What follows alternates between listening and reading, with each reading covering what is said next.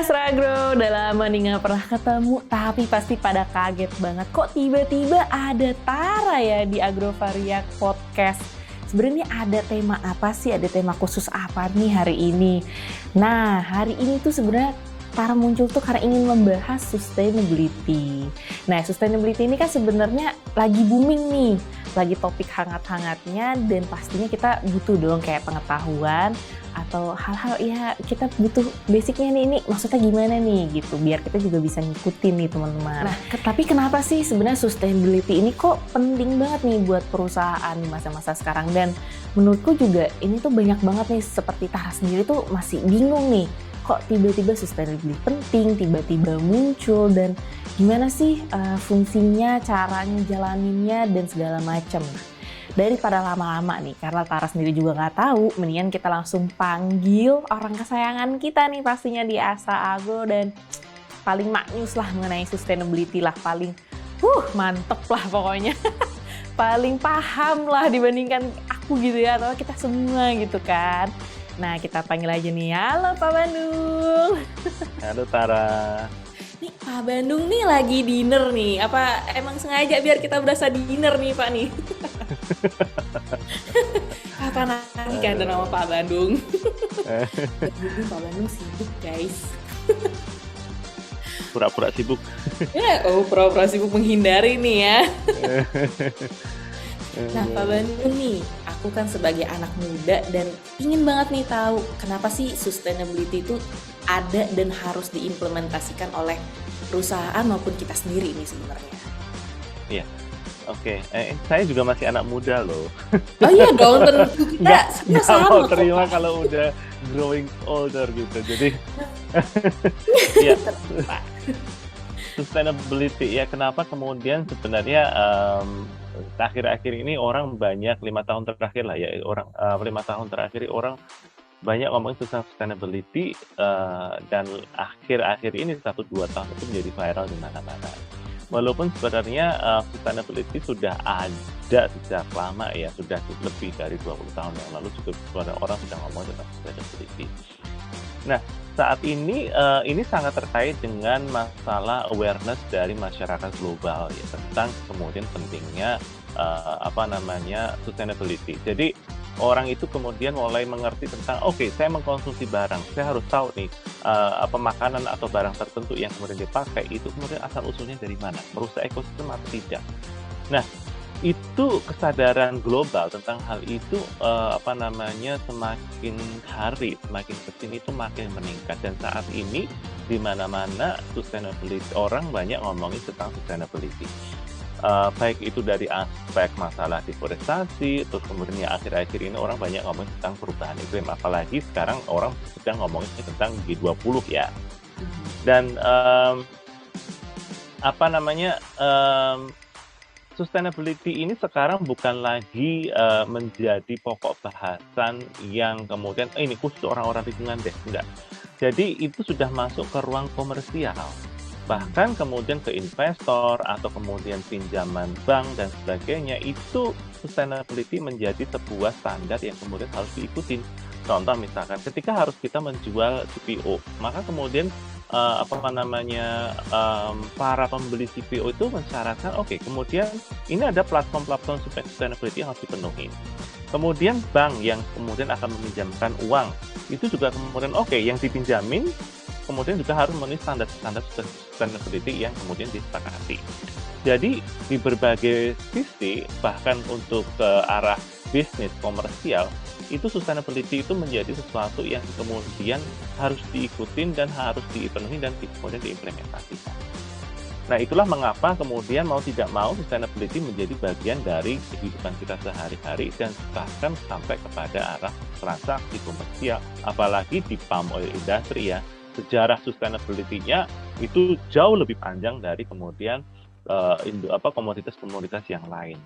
Dan kita Astra Agro sudah cukup banyak lah pengalaman di masa lalu hingga sekarang mengenai masalah sustainability ini.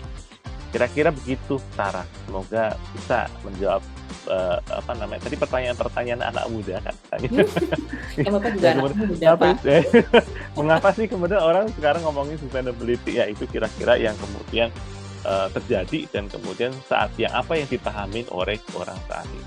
Nah, gini Oke. Pak, kan kita udah tahu nih sebenarnya kenapa sih ada sustainability itu dan kenapa penting nih. Nah, itu gimana sih Pak cara mengimplementasikannya dan hal-hal apa aja yang harus kita perhatikan nih untuk mengimplementasikan si sustainability-nya ini? Sustainability itu banyak orang mengartikan macam-macam. Tetapi yang kemudian kita balik lagi ke basic dari sustainability itu sendiri, yaitu adalah people, planet, and profit ya. Kita mulai dari planet dulu deh ya. Jadi planet itu tempat kita hidup dan bagaimana kemudian kita bisa hidup secara berkelanjutan, baik dari kita dan maupun anak cucu kita. Dan planet itu memberikan daya dukung untuk kehidupan kita, baik sekarang, masa lalu, dan masa yang akan datang. Dan ini tidak akan tercapai jika kemudian orang-orang yang hidup di dalamnya sendiri tidak aware terhadap masalah itu. Nah, ini menjadi penting bagi orang-orang untuk mengerti apa sih makna keberlanjutan bumi ini untuk kehidupannya sendiri.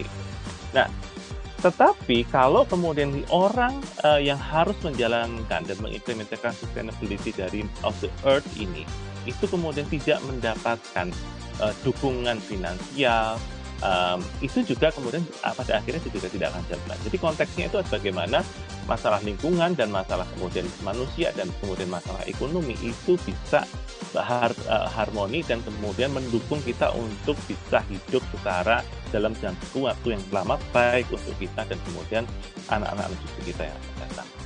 Nah, prinsip-prinsip sustainability yang kemudian dianut itu juga tergantung dari komoditasnya. Misalkan untuk kemudian di kelapa sawit ya, saya ngomong langsung aja kelapa sawit karena kita berada dalam industri ini.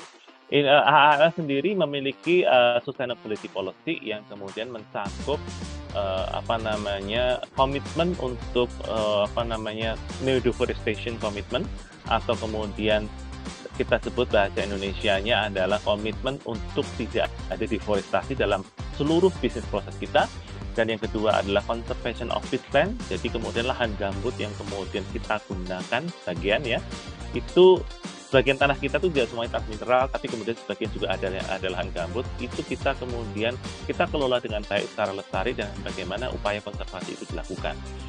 Lalu kemudian yang ketiga adalah respecting human rights. Nah, respecting human rights itu bagaimana kita menghargai hak-hak asasi dari manusia, dan terutama manusia itu macam-macam. Yang pertama adalah karyawan kita sendiri, dan kemudian ada local community atau komunitas masyarakat yang kemudian hidup berdampingan dengan kita. Nah, itu 3 hal prinsip yang mendasar yang kemudian kita highlight di dalam sustainability policy kita. Nah, bagaimana kita mengimplementasikan itu? Nah, ini teman-teman sebenarnya bisa download atau bisa membaca sustainability policy kita ada di websitenya Astro itu sendiri. Nah, di dalam website itu kemudian kita juga mencantumkan gimana sih cara mengejawantahkan sustainability itu ke dalam kehidupan atau kemudian proses bisnis produksi minyak sawit di Astro. Nah, kita membangun apa yang disebut dengan action plan. Sebelumnya kita punya Inventory Reaction Plan yang berawal dari tahun 2018 hingga 2020, dan kemudian kita memiliki 5-year Action Plan mulai 2021 dan sampai 5 tahun ke depan. Nah, 5-year Action Plan itu sendiri berisi dari pengejawantahan dari prinsip-prinsip yang atau komitmen yang tercantum dalam sustainability policy kita. Dengan target-target 5 tahun dan aspek-aspek yang kita kerjakan, kita harapkan kita bisa mencapai cita-cita sustainability yang tercantum dalam sustainability policy. Di sisi yang lain sebenarnya Indonesia sendiri sudah memiliki platform sustainability atau yang kita kenal dengan Indonesian Sustainable Palm Oil. Dalam platform itu ada prinsip-prinsip dan kriteria yang kemudian harus kita penuhi, dan itu mesti ada sertifikasinya. Artinya kan kita nggak bisa klaim, oke, saya sudah sustainable, gitu loh ya kan. Tetapi kemudian harus ada yang mengevaluasinya, dan kemudian ada yang harus diklaim bahwa oke, dengan memenuhi segala prinsip-prinsip dan kriteria yang kemudian tercantum dalam itu, maka kemudian kita diberikan sebuah sertifikat, oke, ini adalah sertifikat ISO misalkan untuk PT A atau untuk PTP dan atau untuk PTP. Selain itu juga kemudian banyak sekali sekarang platform-platform tentang sustainability yang kemudian banyak dimunculkan oleh komunitas-komunitas tertentu yang ada di dunia ini secara global. Misalkan adanya jargon ESG. ESG itu Environment, Social and Governance. Itu juga kemudian menjadi jargon yang sangat kental dalam kehidupan kita berbisnis. Dan yang terakhir adalah persoalan tentang mitigasi perubahan iklim yang tahun lalu sudah banyak didiskusikan di Glasgow di bulan November, dan kemudian saat ini orang kemudian berbondong-bondong ya berlomba-lomba untuk mencapai penurunan emisi baik tahun 2020 dan juga net zero emission sesuai dengan komitmen pemerintah tahun 2060. Nah, ini yang kemudian mulai banyak viral lagi, ini sustainability mulai banyak dibicarakan di mana-mana, dan kemudian aspek-aspek ini datang silih berganti dan platform-platform tentang sustainability juga mulai banyak. Tetapi intinya bagi saya pribadi ya, itu bagaimana proses-proses di lapangan itu yang paling penting dan mengekspresikan dari cita-cita dari sustainability itu Mbak Tara. Semoga bisa sangat menjawab loh Pak. Emang bener sih ya, sekarang tuh lagi banyak banget nih kayak ESG atau misalnya SDGs yang bener-bener lagi menggongkan lah untuk si sustainability ini ya Pak. Dan ternyata nih teman-teman, sustainability itu nggak apa-apa tentang alam ya Pak ya. Ada people, kita harus merespek juga nih. Ada human rights dan segala macam yang jadi memang menyangkut semuanya demi kepentingan bersama ya Pak ya. betul. Betul. Nah, tadi juga udah dijelasin nih sama Pak Bandung nih mengenai sustainability yang ada di Astra Agro yang bisa dicek juga di web. Dan sebenarnya nih Pak, kan itu sudah ada lama nih. Nah, ini ada tambahan sebenarnya kenapa sih kita bikin podcast ini dan acara-acara kedepannya, yaitu kita bakalan ada yang namanya Astra Agro Sustainability Aspiration. Nah, boleh dong nih Pak dibocorin dikit-dikit nih tentang si Astra Agro Sustainability Aspiration ini nih Pak. Nah, ini mengenai apa sih Pak? Kok bisa sampai ada Sustainability Aspiration ini? Ya, sebenarnya sustainability aspiration itu mungkin orang bingung ya, kok namanya sustainability aspiration ya. Aspiration itu adalah sesuatu atau kemudian isu-isu yang kemudian menjadi hangat diperbincangkan atau banyak didiskusikan oleh komunitas di seluruh dunia. Dan kalau di Astra Group sendiri itu kan kemudian memang kita sudah berjalan beberapa waktu untuk membangun aspirasi dari sustainability dilihat mulai ya dari stakeholder kita, apa sih yang kemudian dilihat dari kemudian Astra Group ini, lalu kemudian stakeholder bisa macam-macam ya, baik internal maupun kemudian eksternal itu bisa dari buyer, bisa investor, bahkan kemudian juga bisa dari teman-teman yang ada di lembaga swadaya masyarakat, bahkan masyarakat itu sendiri. Nah, Sustainability Aspiration di Astra Agro sendiri merupakan pengejawantahan dari Sustainability Aspiration yang kemudian telah ditumbuh kembangkan oleh Astra International. Dan di Astra International sendiri ada 10 Sustainability Aspiration yang masuk dalam 3 kategori. Yang pertama adalah portfolio. Portfolio ada 5 aspirations. Yang pertama adalah GHG emission reduction, lalu kemudian energy management, water and wastewater management, waste and hazardous material management, dan kemudian business model resilience. Sedangkan untuk people, kemudian ada employee diversity and inclusion, kemudian juga ada board and executive diversity, dan juga employee health and safety. Dan yang terakhir public contribution, itu kemudian kita ada community development. Nah, nanti mungkin secara detailnya juga akan ada kick off ya Neng ya, Neng Tara ya. Tapi saya mau sedikit culik-culik nih sebentar. Kalau Astra Agro-nya berapa nih? Jadi Astra Agro-nya seperti apa? Nah, Triple P strategy dari Sustainability Aspiration yang masuk dalam portofolio, people and public contribution. Yang pertama adalah untuk portofolio itu adalah yang pertama penurunan emisi, lalu kemudian energi management, dan water and wastewater management, dan kemudian solid waste management. Dan kita ada tambahan yaitu conservation of peatland. Karena kemudian Astra Agro ini memang perusahaan peatland itu, lahan gambut itu menjadi sesuatu yang viral ya, maksudnya itu banyak dibicarakan oleh masyarakat global.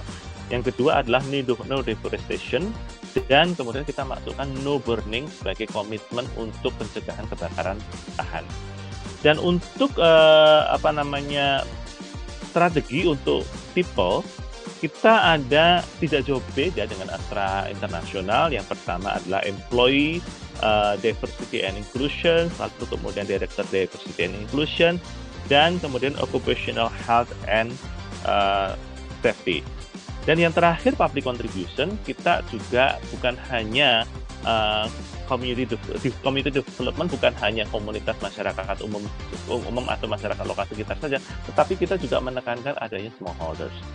Nah, target-targetnya kapan ini akan di-launching? Ya, nah, nanti kalau saya ungkapkan semua sekarang, jadi nggak surprise ya, Iya, ya. pastinya. Jadi nanti detailnya setiap aspiration itu ada target-target yang harus kita penuhi, yang kemudian nanti akan kita launch dalam sebuah kick off, nggak tahu kapan. Nanti kemudian Mbak Tara yang kemudian akan bercerita, kira-kira kapan ya? Nah, kira-kira aspirasi sustainability aspiration itulah yang kemudian akan kita bangun dan tumbuh kembangkan untuk sebagai landasan bagi Astra Agro untuk berbisnis minyak sawit secara sustainable. Kira-kira itu. Emang keren banget kan, Pak Bandung ini emang udahlah kecintaan Astra Agro. Jago banget lagi tadi menambahkan loh dari AI. Karena memang juga kewajiban ya Pak ya, penambahan di portfolionya tadi. Nah, bener nih apa kata Pak Bandung tadi. Untuk detailnya nih kita bakal adain di kick off pastinya di Selasa 9 Agustus 2020 jam 2 siang. Nah, nanti jangan lupa untuk hadir supaya lebih mengetahui ini lebih dalam mengenai sustainability aspiration. Yang pastinya sebenarnya sustainability sendiri itu sudah dilaksanakan sama Astra Agro nih dari lama, dan pastinya juga dibimbing sama Pak Bandung yang tercinta ini ya kan. Nah, mungkin untuk podcast hari ini sampai sini dulu, karena kalau dibocorin nanti nggak seru lagi nih untuk kick off-nya, karena kita bakal ngebahas lebih lanjut lagi di kick off maupun nanti di acara-acara selanjutnya untuk beberapa bulan ke depan.